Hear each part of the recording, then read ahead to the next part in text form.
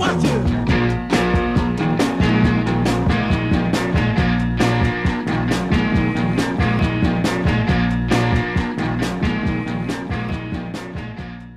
Aujourd'hui, nous recevons Pierre Moscovici. Bonjour. Bonjour. Merci d'avoir accepté notre invitation.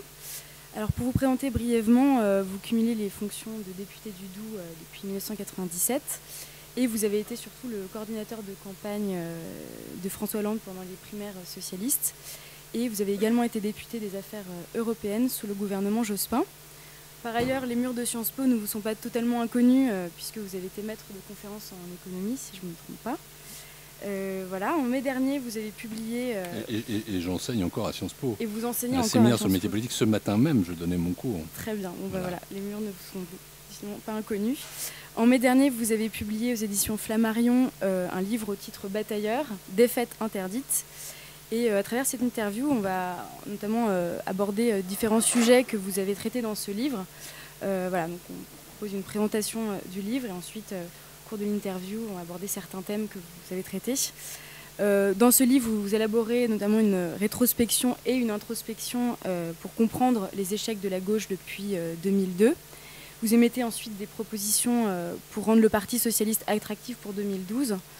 Et pour vous, vous prévenez, si Sarkozy va sûrement perdre 2012, c'est ne pas dire que le PS va nécessairement gagner. Vous émettez aussi un avis assez important sur l'Europe. Pour vous, les élections 2012 seront également le rendez-vous des Français avec l'Europe. Vous critiquez ensuite le bilan de la droite chiracienne et sarkozyste en précisant que l'antisarkozysme ne sera pas une position pertinente et en tout cas ne doit pas être la position qui permette à la gauche de remporter ces élections. Et donc vous proposez finalement, à travers le projet hollandiste, une vraie alternative pour ces élections. On va vous interroger pour cette première partie sur le plan de rigueur. François Fillon a présenté un nouveau plan d'austérité donc le 7 novembre dernier. Les grands axes de ce plan, vous les connaissez. Il y a notamment d'avancer d'un an l'application de la réforme des retraites, de rehausser la TVA à taux réduit de 5,5 à 7% dans le secteur comme la restauration ou les rénovations de l'immobilier. Que pensez-vous de ce plan ?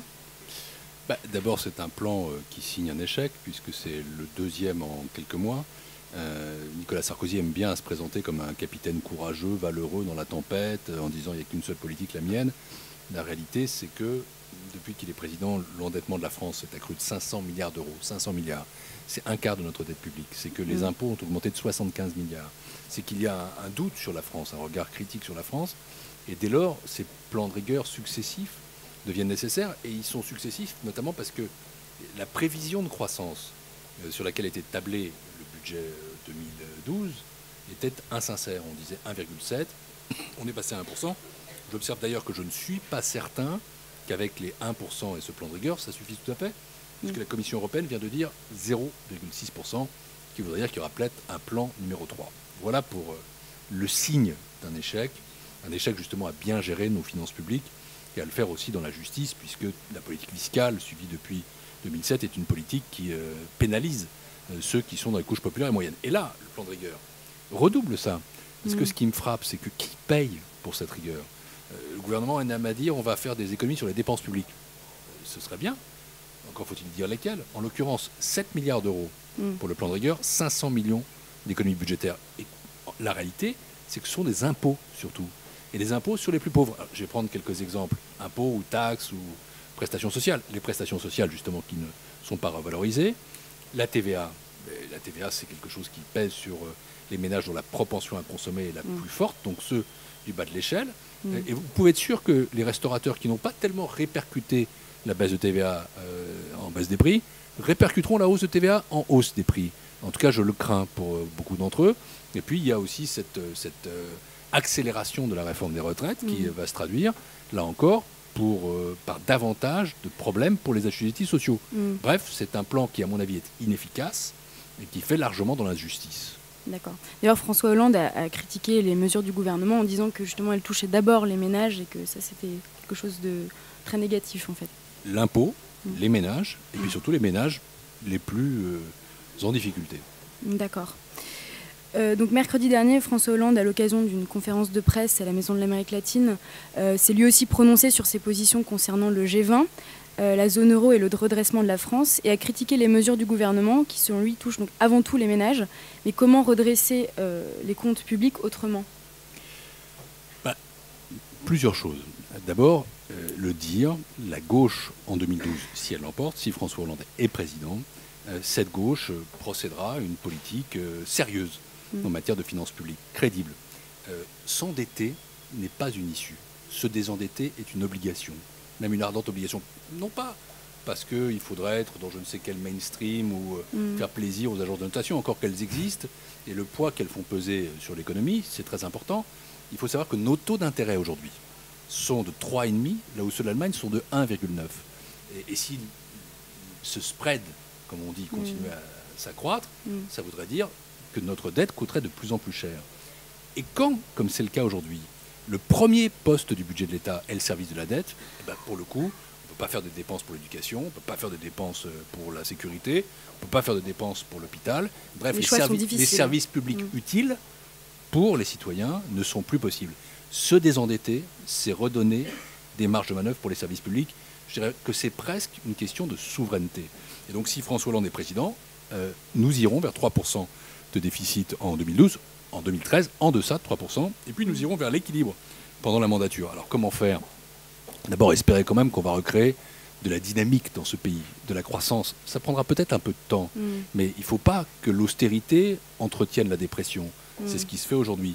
Et deuxièmement, il faudra revoir toute une série de niches fiscales qui sont caractérisées par l'injustice.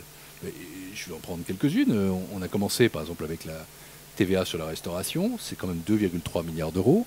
Parlons aussi de la niche copée sur les plus-values de cession, c'est 7 milliards d'euros. Et pour prendre encore autre chose, ce qui a été fait en matière d'heures supplémentaires défiscalisées, dont chacun sait bien qu'en réalité ça a créé un effet d'aubaine, c'est-à-dire qu'un entrepreneur se disant dans une situation de faible croissance qu'il va différer une embauche, préfère avoir recours à des heures supplémentaires plutôt que justement prendre le risque d'avoir un contrat en durée indéterminée supplémentaire. Voilà des choses sur lesquelles on peut récupérer de l'argent. La Cour des comptes a estimé à 150 milliards d'euros au sens large le niche fiscal et 75 milliards d'euros au sens propre. Ça ne veut pas dire qu'il faut toutes les reprendre, mais l'inspection des finances a fait un inventaire de celles qui sont utiles, de celles qui ne le sont pas, de celles qui sont socialement positives et de celles qui ne le sont pas, de celles qui économiquement n'ont aucun effet. Et croyez-moi, à partir de cet inventaire, il y a de quoi faire. Enfin, troisième dimension, probablement, sans doute, une réforme fiscale, mais qui ne sera pas tant faite pour accroître les impôts que pour les rendre plus justes. Et c'est notamment l'idée de Thomas Piketty, qu'on connaît bien ici, de fusionner l'impôt sur le revenu avec la CSG pour créer un grand impôt citoyen, prélevé à la source, probablement, et progressif. Mais finalement, est-ce que cette critique de l'austérité, elle n'est pas bonne pour l'opposition ? Est-ce qu'une fois qu'on arrive au pouvoir, il ne faut pas s'y soumettre par responsabilité ? Au final, est-ce que la solution, la vraie solution, c'est pas un compromis entre des propositions de gauche et des propositions de droite, aller au-delà finalement du clivage politique ? François Hollande a fait une interview, je crois que c'est la semaine dernière à Libération, dans laquelle il disait « il faut donner du sens à la rigueur ». Ça veut dire que, oui, si la gauche est aux responsabilités, ce sera une politique rigoureuse. On ne va pas s'affranchir de je ne sais quelle contrainte extérieure. Elle est là. Oui. On peut la déplorer, mais elle est là. On ne va pas non plus sortir de l'euro. Certains prétendent que ce serait avantageux, je ne vois pas en quoi. On ne va pas se débarrasser des disciplines européennes que nous avons librement consenties. Donc quand je dis 3%, nous le ferons. Et je dirais presque quoi qu'il en coûte. Mais donner du sens à la rigueur, c'est y associer aussi une dimension qui manque cruellement dans la politique de Nicolas Sarkozy, qui s'appelle la justice sociale, dont la justice fiscale est une dimension, mais pas la seule, et y ajouter une autre dimension encore, la préparation de l'avenir, le redressement du pays.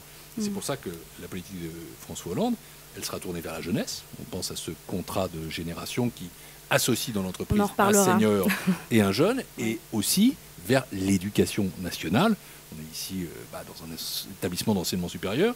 Il faut donner davantage de moyens à l'éducation nationale, pas seulement au supérieur, mais notamment au premier cycle au pluriel, et puis créer 60 000 emplois d'enseignants. François Hollande le fera. On reviendra sur le contrat intergénérationnel dans la troisième partie de cette interview. Je cède la place à mon collègue de Radio Sciences Po.